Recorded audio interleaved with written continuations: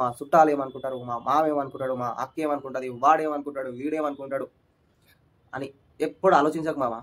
వాడు అనుకునేది అనుకుంటూనే ఉంటాడు.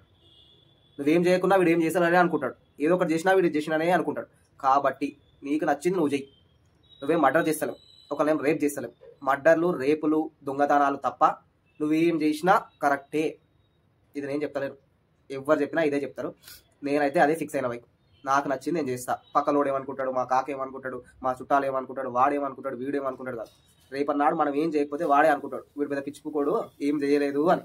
అందుకనే నేను ఒక్కటే ఫిక్స్ అయినా, ఇవ్వడన్నా ఏమని అనుకోని నాకు నచ్చింది నేను చేస్తున్నా. నా లైఫ్ నా ఇష్టం, నేనేం తప్పు చేస్తలేను, ఒకరికి ఏం చంపుతలేను, ఒకరిని రేప్ చేస్తలేను, ఒకరింట్లో పోయి దొంగతనం చేస్తలేను. నా పని ఏదో నేను చేసుకుంటున్నా. అది వాళ్ళకి నచ్చొచ్చు నచ్చకపోవచ్చు, వాట్ ఎవర్, వాళ్ళ థింకింగ్కి వదిలేస్తున్నా. నేను మాత్రం నాకు నచ్చిన పని నేను చేస్తూనే ఉంటా, ఇవ్వడన్నా ఏమని అనుకొని. మీరు కూడా ఎప్పుడైనా సరే వాడేమనుకుంటాడు వీడేమనుకుంటాడు అని అస్సలు ఆలోచించకండి. ఎందుకంటే వాడేమనుకుంటాడు వీడేమనుకుంటాడు అని మన లైఫే అయిపోతుంది. ఆల్రెడీ మనకు ఎన్నో సంవత్సరాలు వచ్చే ఉంటాయి. 20+ ఉంటారు, వాళ్ళు 23+ ఉంటారు, ఎన్నో ప్లస్ ఉంటారు.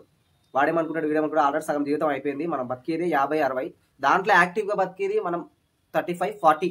అంత 40 దాటిన తర్వాత మన బాడీ అనేది అంత యాక్టివ్గా ఉండదు. ఒక్కొక్క ఏజ్ నుంచి ఒక్కొక్క ఏజ్ లిమిట్. ఇప్పుడు 15 నుంచి 20 ఉన్నోడే అంత చురుకు.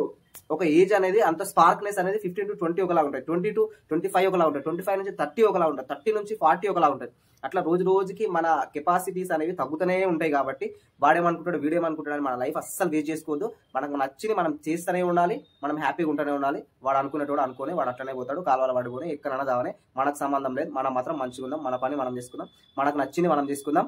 ఎవ్వడి గురించి ఆలోచించద్దు. మీరు మాత్రం ఒక్కడే గుర్తుపెట్టుకోండి, ఎవ్వడు మనకు అన్నం పెట్టాడు, ఎవ్వడు మనకి ఏం తెచ్చి పెట్టాడు. మన ఫ్యామిలీ మనమే చూసుకోవాలి, మన బట్టలు మనమే కొనుక్కోవాలి, మన కటింగ్ మనమే చేయించుకోవాలి, అన్నింటికి మన పని మనమే చేసుకుంటాం. ఎవ్వడేం చెయ్యడు. సిగ్గు పోతుంది కాదు, అసలు సిగ్గే లేదు పోయినా అడిగితే. ఏడో సిగ్గు, వాడేమనుకుంటాడని మనం సిగ్గుపోతుందని అనుకుంటున్నాం, కానీ మనమేం సిగ్గుపోయే పని ఏం చేస్తలేం కదా.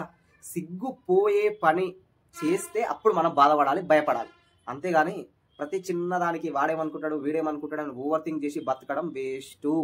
మనకు నచ్చినట్టు మనం బతకడమే బెస్ట్. మనమైతే ఒకరిని ఏం చంపలేం కాబట్టి, ఒకరిని ఏం రేప్ చేస్తలేం, ఒకరిని ఏం దొంగతనం చేస్తలేం. మన పని మనం చేసుకోవడంలో అస్సలు తప్పే లేదు. మనది మనం చేసుకుందాం, ఇవ్వడేమని అనుకొని వాళ్ళకే వదిలేయాలి. మనది మాత్రం మనం చేసుకుంటూనే ఉండాలి. Thank you for watching. మీరైతే అస్సలు వరీ కావద్దు. Bye bye, see you again. మళ్ళీ కలుద్దాం.